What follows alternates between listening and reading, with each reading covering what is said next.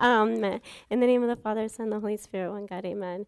I am so excited to be here because Father Elijah made me so excited about the story of Joseph and seeing God through the story of Joseph.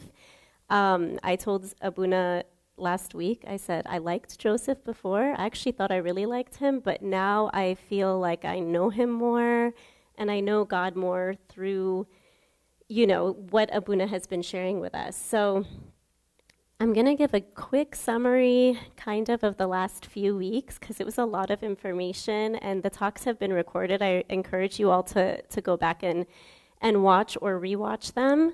But Abuna shared with us how Joseph was like a regular guy, a sinner. He kind of lived a life of luxury. He had this colorful coat.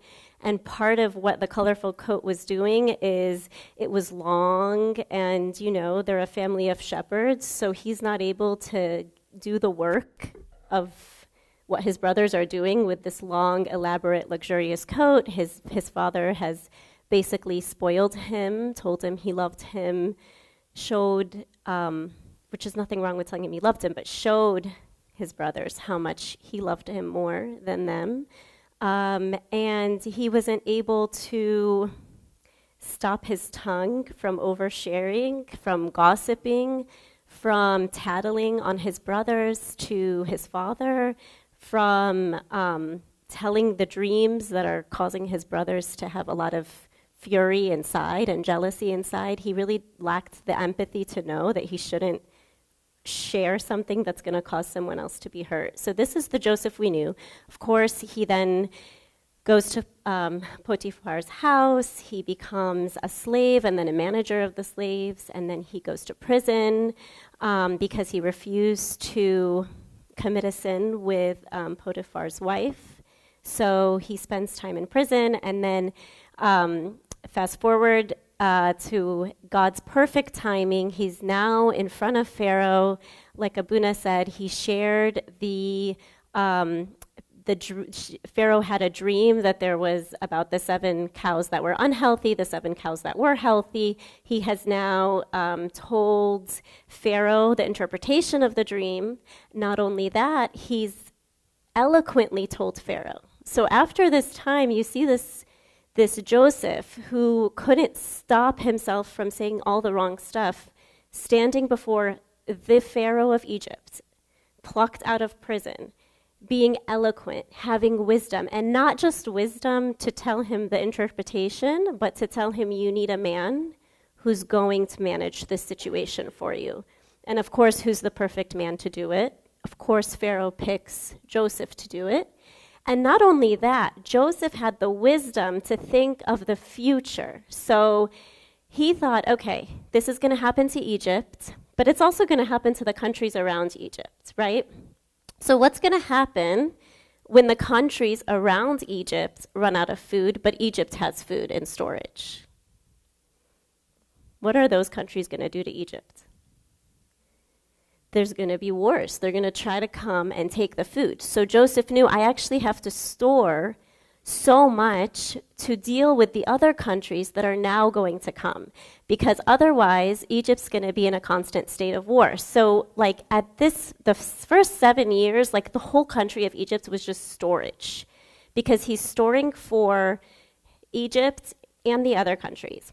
It actually, turns out, and you'll see this as you continue reading, it turns out that like people were coming, buying food, they ran out of money. So then they'd have to sell their land until the other countries were literally selling themselves as slaves for Pharaoh, which is of course what Pharaoh wanted. But that's how much Joseph became truly like people were looking at him like, you've saved our life. We literally would not have been able to survive. And so God has brought this person who's just like us with all these sins and how he's transformed him. So that's where we are in the story. And of course, at this point, Jacob has also, in Canaan, they have run out of food. So Jacob looks at his kids. He's like, guys, why are you still sitting here? You need to go to Egypt. You need to go get us some food. Like, we're all going to die. So he sends the 10 sons to Egypt. He does not send Benjamin, who's Joseph's little brother from Rachel, because he says, lest something befall him, some danger as it did for Joseph, Benjamin staying here. So here his brothers come, okay? And you just have to think of this image because it's amazing. It's like Joseph's in front of them. He's wearing like the Pharaonic garb. He's talking through a translator, but he recognizes them right away. But he does not reveal himself to them. And they, of course, cannot recognize him because it's been years. So he left his house when he was 17, went to Potiphar's house at 17, and the commentators say it was like 20 years. Sorry, I wrote this down. It was like 20 years.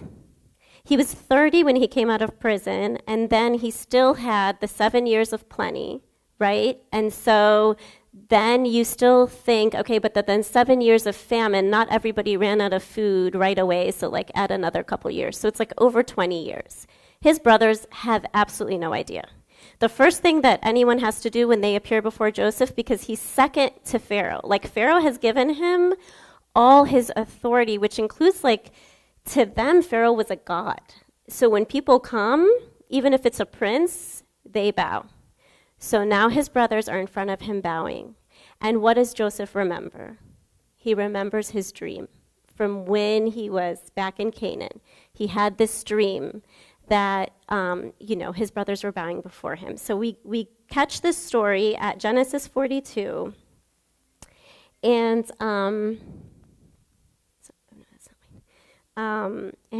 it says in verse 18, Joseph recognized his brothers, but they did not recognize him. And then Joseph remembered the dreams which we had dreamed about them, and he said, "You are spies. You have come to see the nakedness of the land." And they said, "No, my lord, your servants have come to buy food." So here is the thing. Here's what you really need to know about Joseph. A normal person, including me, this situation happens. I'm like, all right, game time. Like, this is my moment. I have a lot to say. I'm super upset, or I'm super hurt, or I'm super vengeful, or whatever. Joseph has completely changed. And even Joseph as a person, he's not some person that was born like holy. He had sins. And he had the inability to control his mouth, right? He really did. But God has transformed him. And he now, all of his thoughts and all of his ideas are, I need to make sure my father's okay, and I need to make sure my little brother Benjamin's okay. So this is great that they're here. Now I have to think and have a long-term plan. How do I make sure that my father and my brother are okay? So he comes up with this plan, and he starts being really hard with them and calling them spies because he wants them to start doing what? Talking, right? Defending themselves. Like, all right, now they're starting to tell the story. No, Mr. Pharaoh man, we are not spies. We come from this land. Our father has 12 children. One of them is no longer. He died. And my father is there with our younger brother, Benjamin. So he's like, okay. Now he realizes, one, this is the story they told, okay? And he controls himself, which I wouldn't have. And then he says, okay, all right. So my father's okay, Benjamin's okay. Now his next thought is, I need to see Benjamin. And, he's like scared that if he reveals himself, they'll be so scared that they won't tell their dad because they've made this lie for 20 years. So he thinks if Benjamin comes, Benjamin will, at least he's going to be soft enough to tell his dad. So he tells them, okay, I really don't believe you. You guys are totally spies. You're totally lying.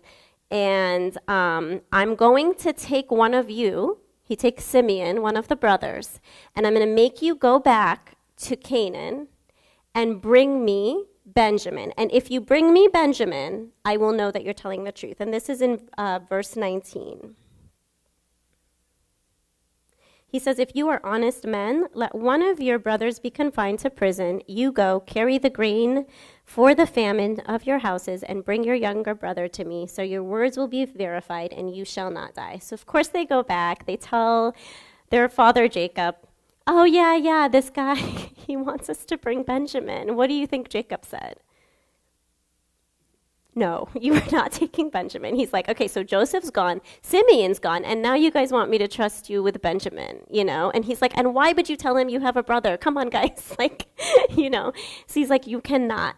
And the funniest part, I think, one of the funniest parts of the Bible to me is when Reuben's the firstborn, okay? Reuben, to try to convince Father Jacob that like he should give him Benjamin, he's like, Dad, if you let me take Benjamin and he gets killed, I'll let you kill both my sons. All right, great. You know, now I'm killing my grandchildren. Like, this is wonderful. So, of course, he says no, and nothing they can do can convince him. And then we get to Genesis 43. And now we see the famine was severe, and it came to pass when they had eaten up the grain which they brought from Egypt, their father said to them, go back, you need to go back and buy us more food. The brothers are like, we cannot go back. Oh, and the other thing, Joseph, because he loved them so much, he actually gave them back all their money. So they went and they have to pay to get the grain from Egypt. Everyone comes, gives money, gets the grain. He gave them the money back, filled their camel sacks to the brim. So they're now scared. They're like, why do we have all our money? This man is for sure going to kill us. So they're like, we cannot go back without Benjamin. That's what he told us. We can't go back. And then you see, finally, somebody step up with the spirit and the wisdom of God, and it's Judah. Judah tells him, let's read it, actually. It's a beautiful passage, 43, 9 through 10. Judah says, I myself will be a surety for him. From my hand you shall require him. If I do not bring him back to you and set him before you, then let me bear the blame forever. For we had not lingered, surely by now we would have returned the second time. So Judah finally, like, in Arabic, what is the word? Like, hadeh, like, you know, like, he's easing his heart. He's like, Dad, like, acting like a man. Like, if anyone's following the Light and Life series, Act Like Men, he's like, acting like a man. He's like, Dad, I promise you I will take care of take care of Benjamin. You can trust me. Please, we need to get food or all of us are going to die and our children are going to die. So finally, you know, Jacob says, yes, go. It'll be fine. So they go, and this is like the part where Joseph, you know, he sees them. So we'll read from verse 23 to 28. So Joseph sees them, and oh, okay, sorry, I forgot something. So they go, and they're terrified because they're like, oh my gosh, here we are, we have all this money, and we don't know how we got it. Please forgive us. We didn't steal from you. So he says to them, peace be with you, do not be afraid. Your God and the God of your father has given you treasure. So immediately what Joseph does, and this is how you know that Joseph actually loves his brothers. He's not just doing this for his dad and Benjamin. He, like, has been changed. Because sometimes, like, have you guys ever heard of, like, the body and the spirit fighting each other? Like the dog and the eagle, like all those images. So sometimes we're feeding our body so much, we're, like, so carnal, that our reactions, they're just not of God. And you can't fake it. Okay, so when Joseph was living in Canaan, he was like, you know, spoiled, not working hard, like just feeding his body all the time, feeding his body. Then he goes to be a slave and manage slaves. So what is he doing all day? What's he doing when he's at the, like, a slave? What do slaves do? They're working, they're laboring all day. So he's training his body not to get what it wants. So he's laboring. And that's why the church tells us to fast. Because if we keep giving our body everything it wants, we cannot have the mind of Christ, ever. We'll always have, like, the wrong reactions. And then after he does that, he goes to prison. And what is there to do in prison? Like, what was he probably doing all day? Praying, reading his Bible, He's filling now his spirit. So you see this transformation of like him filling his spirit to the point that like he loves his brothers so much. He's literally like, he's a Pharaoh. I mean, they don't talk about God because everyone thinks they're God, right? So he couldn't help himself. He's like, no, no, no, no, I don't want you to be sad. Your God did this. When you love someone, you don't want them to be connected to you. You don't want to say, I did it for you. You want to connect them to the source of life, which is God. That's how you show love to someone you truly love. That's how you serve. That's how you do it for the ministry, for your families, anyone that you care about. Your role in their life is to connect them to God. So that's exactly what Joseph did. He's like, I'm not going to tell you that I gave you the money because it really was a gift from God. So don't be worried. Everything is fine. So then, we get to this moment where he's now, he has the brothers in front of him. He sees that Benjamin's with them. So he tells his workers, prepare a dinner for them. They're going to dine today with us. So he prepares a dinner. Guess what he does when he seats them? He puts them all in order from oldest or youngest to oldest, okay? So they're looking at each other and they're like, what is going on? Like, what is happening? We're literally all gonna die. I mean, they're probably like, what is happening? So, he's putting them in order, and it says like, everybody got so much food, and then like Benjamin got like 5 times as much food. He just like loves Benjamin. So then he walks in and he sees Benjamin. And actually, when he saw Benjamin, it says that he literally could not restrain himself. He had to walk out and go weep. Actually, I'm in the wrong. Hold on. Let me go back.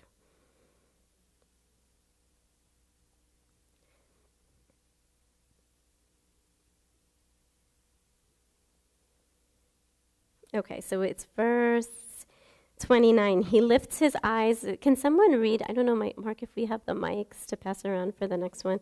He lifted his eyes and saw his brother Benjamin and his mother's son. And he said, is this your younger brother of whom you spoke to me? Oh, and before this, by the way, he's also really concerned. He wants to know if his dad's alive. That's like his whole spiel here. He needs to make sure his dad's still alive. So he's like, oh, yeah, hey, by the way, forget about the money. You guys talked about this old man. Is he still, he's good? They're like, yeah, he's alive, don't worry. So then he sees Benjamin. And it says his heart yearned for his brother. So Joseph made haste and sought somewhere to weep, and he went to his chamber and wept there. I mean, this part like kills you because you realize, imagine being far from the only 2 people in the whole world that love you, your father and your younger brother, for 20 years, and you're going through this. And finally, God shows them to you, and he just couldn't even control himself. He had to walk away and weep, and he was so thankful. But the amazing thing is, like, this whole time, he's keeping his eyes on God. He's not focusing on, like, self-pity or, like, what they did to me or whatever. Because once he saw them kneel, he remembered that dream, and he realized, if he hadn't realized it before that moment, he definitely realized it there. God did this all along. This was his plan. And sometimes in our life, we do have to stop and remember our younger days and remember what God was doing. Because our life is like a journey with him. It's not a stop and go. He's always working. He's always faithful. He's always doing something. It might not be my time on my watch, but with patience, he's saying to Joseph, like, I was faithful to you. Look, I gave you that dream. Even when you weren't that close to me, I was chasing after you and giving you messages. And I did it then so you would remember now that this was your journey and this was always my plan for you. And so we should never lose heart if we're in a season where we feel like I can't see him, I can't hear him. If we try to go back and think, gosh, I remember when I was in high school and God talked to me on this one mission trip, or when I went on this retreat in junior high, or when I was at work and someone said something. Like, if we keep our ears sensitive, you'll find that he's sending you those little messages that he's always been working. And so he wept, and then he had to wash his face and go back, and then he served them this food, and they were all seated. And still at this moment, he doesn't reveal himself to his brothers. Why is he waiting so long to reveal? Because he's so wise, he's thinking, if I reveal, and these men, my 10 brothers, are still harsh and cold and as brutal as I remember them, they might hurt Benjamin on the way home or something. They might be even more jealous of my position.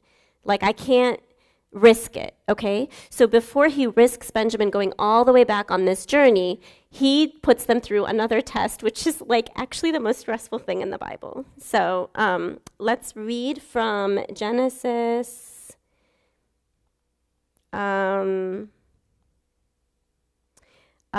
Genesis 45. So he tells one of his servants, take my gold cup that I drink from and put it in the sack of this youngest brother, Benjamin, okay? And he says, but Phil, like, give them back all their money and all the grain and everything else, but put this in there. So where is it? 1 second, I'm sorry.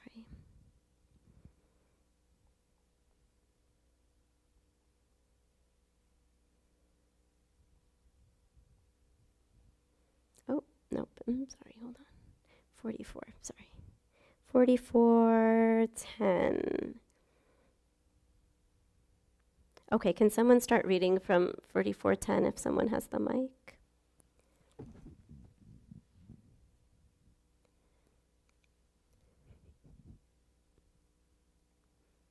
Not all at once, guys.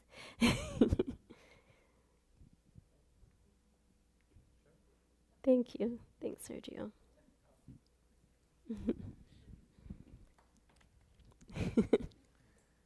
And he said, now also let it be according to your words.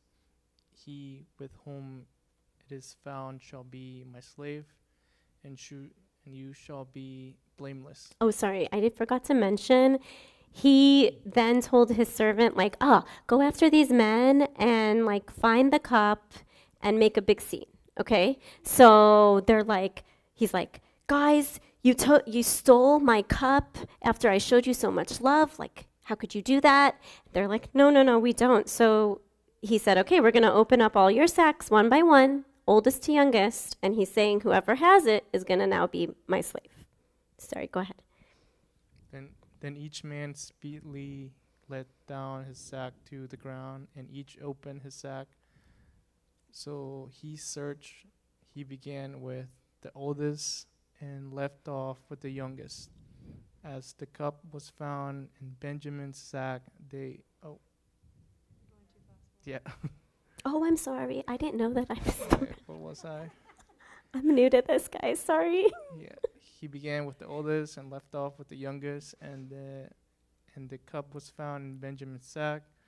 Then they tore the cloth, and each man loaded his donkey and returned to the city. So Judah and his brothers came to Joseph's house, and he was still there, and they fell before him on the ground. Thank you. That's good.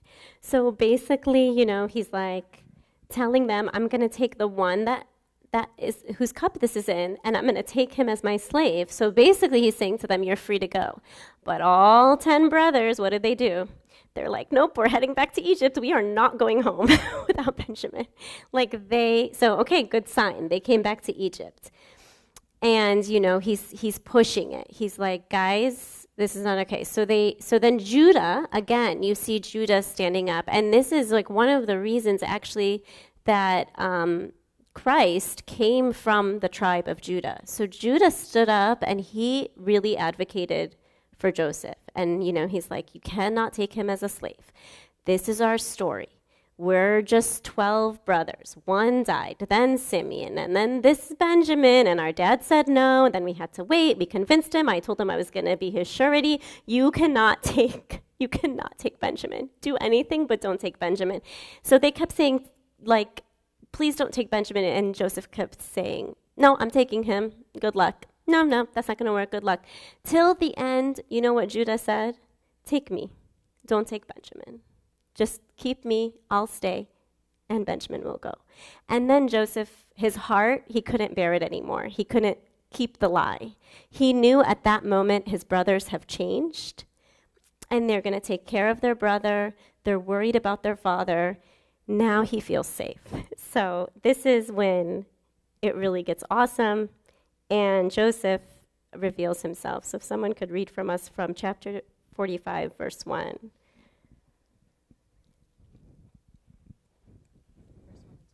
I'll just tell you, I don't know. Then Joseph could not restrain himself before all those who stood by him, and he cried out, "Make everyone go out from me." So no one stood with him while Joseph made himself known to his brothers. And he wept aloud, and the Egyptians and the house of Pharaoh heard it. Then Joseph said to his brothers, "I am Joseph. Does my father still live?" But his brothers could not answer him, for they were dismayed in his presence. And Joseph said to his brothers, "Please come near to me." So they came near. Then he said, "I am Joseph your brother, whom you sold into Egypt.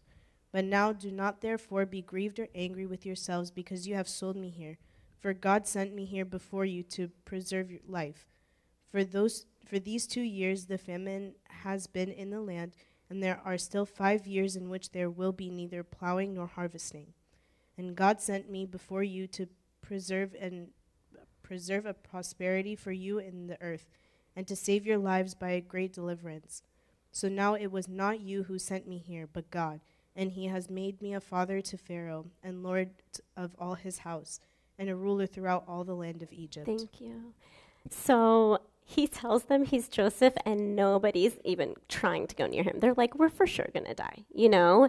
And so Joseph, in his love and like with kindness and humility that's like unmatched, unmanageable, unexplainable, he's comforting them about their sin the whole time. Like, you guys, this was the best thing that could have happened to all of us. Your sin was the best thing that could have happened to us. And, you know, here I am. I was thinking when I was reading this, I'm like, you know, if somebody like cuts me off on the road and does the little, you know, when they do the little, sorry, I do a, you know, like I have to make them know that I'm not happy. Like, that's where I am. And here's where Joseph is. Like, for 20 years, this man has been separated from all his life. But because God has entered him in a real way, not a fake way, like a real way, and he has toiled and he has said, I am going to work hard for my life with God, this is the result. And sometimes we could look at a character like Joseph and say, wow, I would love to have that kind of wisdom, that kind of grace, that kind of ability to forgive. And the problem, and honestly, this is like a talk of repentance for me. It's like kind of laughable that Abuna asked me to share this, because the whole time I'm like, God, this is for me. But we don't want to give up any of this stuff that we like. We want that, but we want this other stuff too. And that's just not how it works. God says to us, seek these things, seek my kingdom, and all these other things will be added to you. You have to first let go and seek God, and then he'll be able to give you an abundance, because then he'll know you're not worshiping the gift. Joseph, to him, he like didn't care if he's managing slaves, if he's managing, prisoners. Now he's managing all of, the world, basically, like he's preserving world hunger. To him, it's all the same. God gave me it, I'm going to do it, it's fine. He saw God in every single thing he was doing. And this is like the most beautiful moment of like a lesson for us on forgiveness, and seeing that even when someone wrongs us, maybe God meant it for the good, I mean, we're all sinners, so what? It's okay. I forgive you. It's easy. It's easy. And sometimes we have to say to God, Lord, I want this spirit of Joseph. And even if I'm scared to say it or I don't fully feel it in all my heart, like I'm saying it, I say to God, I'm telling you with my lips that I want this spirit of being close to you, but you'll make me feel it with my heart. You'll make me really believe that one day. So, he reveals himself to his brother. He weeps with each one of them. I mean, it seems like with Benjamin, he wept for 5 hours, like the way the Bible describes it. He grabbed Benjamin. They both started crying. I mean, this is like his little brother who he hasn't seen. And so it was very emotional. And then he went and kissed all of his brothers, every single one, to show them, I love each and every one of you. I am not holding a grudge. He says to them, please go tell my father what happened and bring him to me.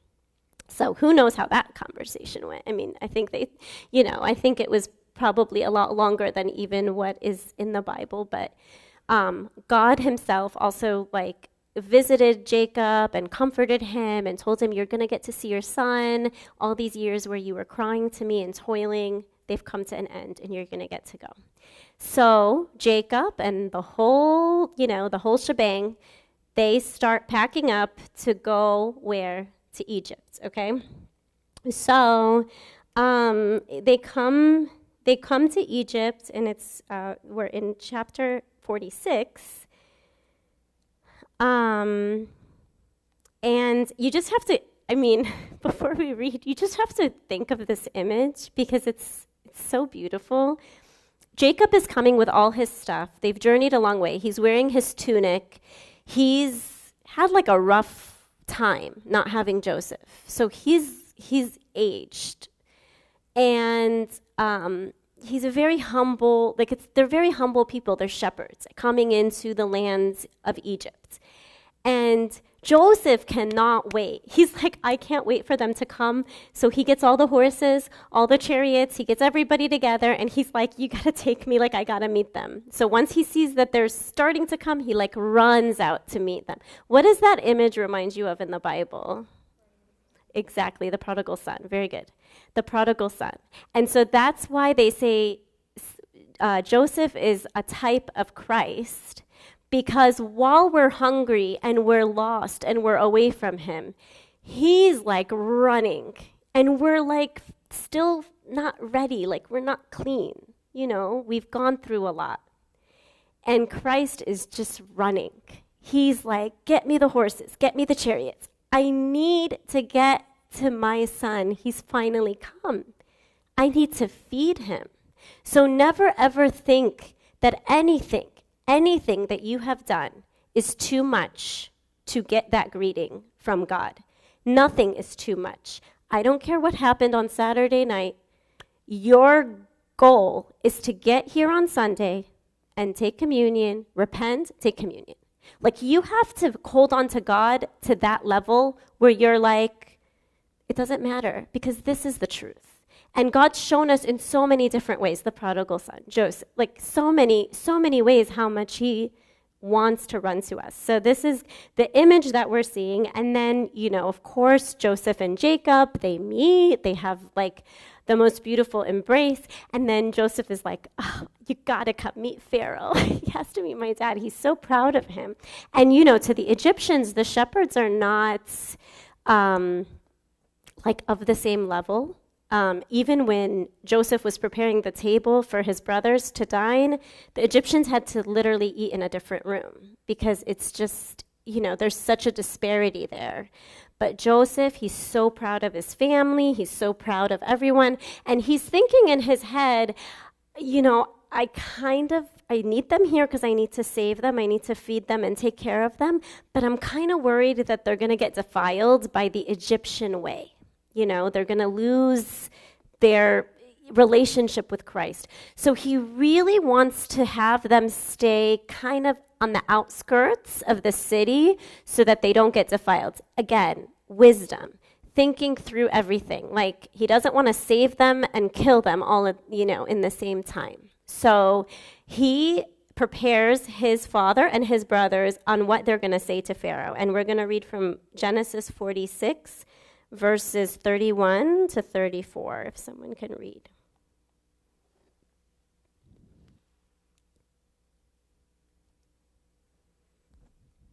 Don't everyone raise your hand at once.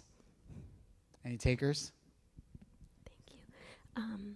31 to, he's starting. Then Joseph said to his brothers and to his father's household, I will go up and tell Pharaoh and say to him, my brothers and those of my father's house who were in the land of Canaan have come to me, and the men are shepherds, for their occupation has been to feed livestock, and they have brought their flocks, their herds, and all that they have. So it shall be when Pharaoh calls you and says, what is your occupation? That you shall say, your servant's occupation has been with livestock from your youth, from our youth, even till now, both we and also our fathers, that you may dwell in the land of Goshen, for every shepherd is the abomination to the Egyptians. Thank you. So he tells his brothers, look, guys, your shepherds, it's kind of an abomination to Egyptians, but we're going to go in there, we're going to be honest. When he asks you, just say your shepherds do not lie. Like, we're going to do this the right way, the God way, not the world way. Sometimes we like to kind of get confused about living in the world, right? And we're like, if I say that, it's going to be it's not going to go over well, with my colleague or my friend or whatever. But God is like, be honest. With honesty comes honesty, and God rewards it.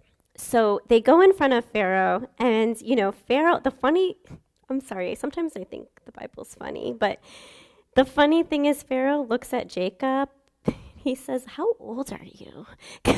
And you just picture Haram, like Jacob has had such a rough go here, He's actually not old for the times. He's only 130 years old.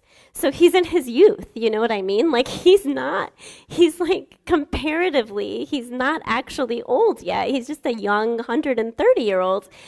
But you can tell by like the fact that Pharaoh's asking him, how old are you? That like he's of humble lookings. His eyes are going from the tears and stuff. But, Joseph is so proud. He doesn't care. He's like, this is my dad, and this is my brother, and they're shepherds. So, Pharaoh asks them, where do you guys want, what are your occupations? And they say what Joseph told them to say, we're shepherds. So he says, okay, they say, we want to go to this specific land called Goshen. And he says, the whole land of Egypt is yours. You go wherever you want to go. You want Goshen, take the best part.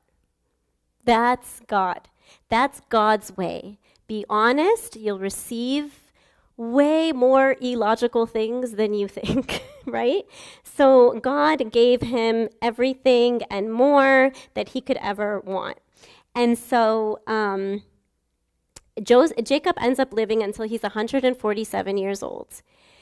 And he ends up in the past, they would give the blessings usually to the firstborn, right? But we see in the Bible, God doesn't always pick the firstborn.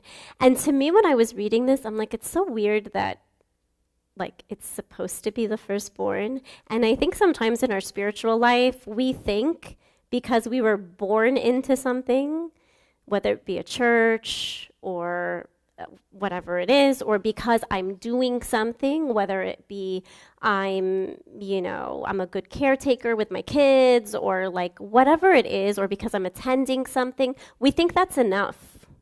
But God sees the heart. And we know this because when it was time to bless Joseph's kids, Jacob was blessing Joseph's kids before he, departed to heaven. He gave the blessing to the younger, not the older. And Joseph said, no, Father Jacob, it's like the other way. And he said, no, I know what I'm doing. He said, they're both going to be great, but Ephraim is going to get the blessing. And that's God. He sees the inside. It's not about what you're doing on the outside, what I'm doing on the outside. It's in. And it's beautiful in that way because it's real and it's raw And all he asks of us is to open the door while he's already there knocking. It's not hard. And so he then also goes down. Actually, you really, like, I would love for you guys to read this in more detail. And even if you want to do like an audiobook while you're, driving, with Lent starting, I was thinking we could all encourage each other to do like audio Bible instead of like a podcast. Like any of the times that you do a podcast, just do audio Bible. Because we really need to be filled. And like some of these things really come to life when you're just listening to them.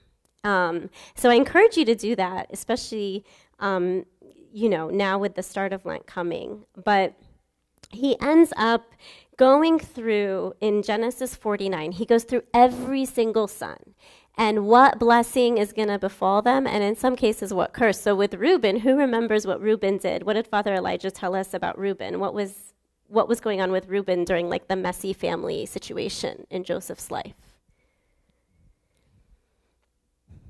It really is going to make you clench your pearls. Like it's really, really. He ends up having an adulterous moment with his father's concubine. So his stepbrother's mom, okay? And so at the time, Abuna told us like Jacob knew but didn't do anything. But you see now, he says to him, you're not gonna, things aren't gonna go well for you because you did this. And he really, Reuben clearly like didn't kind of come to a place of wisdom, and we see that through some of his responses. So he kind of goes through every single son. Reuben was the firstborn, so Reuben was really the one who should have gotten all the blessings, right? But he didn't. And it's like because God sees the heart. He doesn't just, look at the outside. And then the last thing we're going to read is, and we're going to conclude. So I'm sorry if I've taken too much of your time. But, it's Father Elijah's fault because he got me so excited about this. Like, it's kind of his fault. So, thank you. So we're going to read from, okay. Jacob as a shepherd comes in as a shepherd. Everyone's like, you're an abomination to the Egyptians. They can't eat with you. They're not going to respect you. Like, don't take it hard, okay? When Jacob departs, it says that the Egyptians mourned his death for 70 days, okay? God blessed and honored this simple man, this simple shepherd, by the strongest, now the most powerful country, because all the other countries, they've run out of food, they've run out of money. They've now given Egypt all their lands, and they've literally had to enslave themselves to Pharaoh to get the food. So the strongest country in the world is basically mourning Jacob. So how God can change everything, it's illogical with God, but he's faithful. If you're faithful, he's faithful. He's just waiting for us to give him a little bit. That's it. He can't wait. He wants to run. So he couldn't wait. He honored Jacob. And then, Joseph was never allowed to leave Egypt. That's why he had to do all these plans to get, his family to come to him, because he's like a high-level executive. This is the famine time. You are not allowed to leave. But in this moment, Jacob had asked, before he departed, he asked his son, he said, please, I want to be buried with my fathers, because I know who I am. All this glitz and glamour, no. He never lost himself. He said, I want to be buried with Isaac and Abraham right next to them. So Joseph asks permission of Pharaoh to go back. Not only do they go back, but they really go back. They have horses, chariots. It's like, all of them are traveling back and honoring this man. And it's a really beautiful image to think of, so much smaller than probably what was happening in heaven. Definitely smaller, but God allowed it to show us this is a little bit of what you can expect, Okay, so the last part that we're going to talk about, and then we're done, is what happens after Jacob departs? His brothers totally start to freak out. They're like, okay, my dad is now gone, and Joseph is going to turn on us. Because the only reason he wasn't turning on us is because of our dad. He didn't want to break his heart. So we're going to read from Genesis 50, verse 15.